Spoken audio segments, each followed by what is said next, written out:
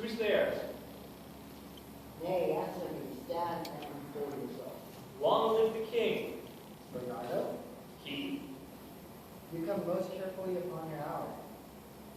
'Tis now struck 12. Get me a bed, friend Francisco. For this relief, much thanks. Just bit of gold. And I am sick at heart. Have you had quiet guard? That amounts to. Well, good night.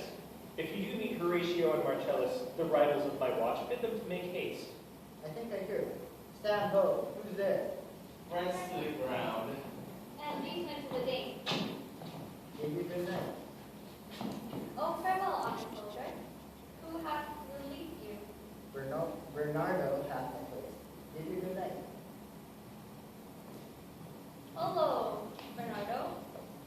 Say, what is Horatio there? A piece of him.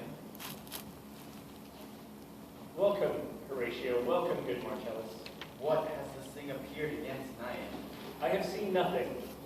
Horatio says, "'Tis but our fantasy, and will not let belief take hold of him. Touching this dreaded sight, twice seen of us, therefore I have entreated him along with us, to watch the minutes of this night, that if again this apparition come, he may approve our eyes, and speak to it." Tush, tush. Will not appear.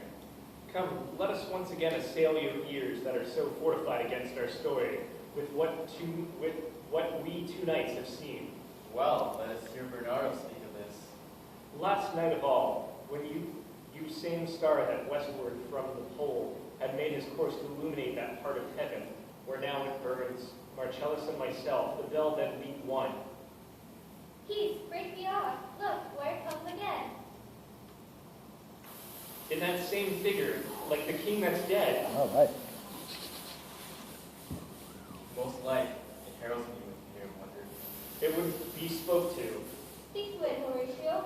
What art thou, that usurp this time of night, together with that fair and warlike form in which the majesty of buried Denmark did sometimes much? By heaven I charge thee, speak. It is offended. See, it stalks away. Stay, speak. Speak, I charge thee, speak. 'Tis gone, and will not answer. How now, Horatio? You tremble and look pale. Is it not something more than fantasy? What think of you it? Before heaven I might not disbelieve, without the sensible and true avouch of mine own eyes. Is it not like the king? As thou art to thyself, such was the very armor he had on, when he was the ambitious Lord of Patrick. Thus, twice before, and jumped at this dead hour, with martial stop had he gone by our watch. In what particular thought to work I know not, but in the gross and scope of mine opinion, this body some strange eruption to our state.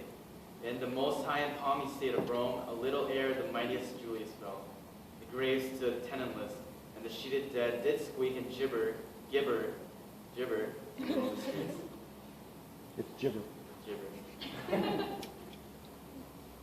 But soft, behold, lo, where it comes again. I'll cross it, though it blast me. Stay, illusion. If thou hast any sound, use a voice, speak to me.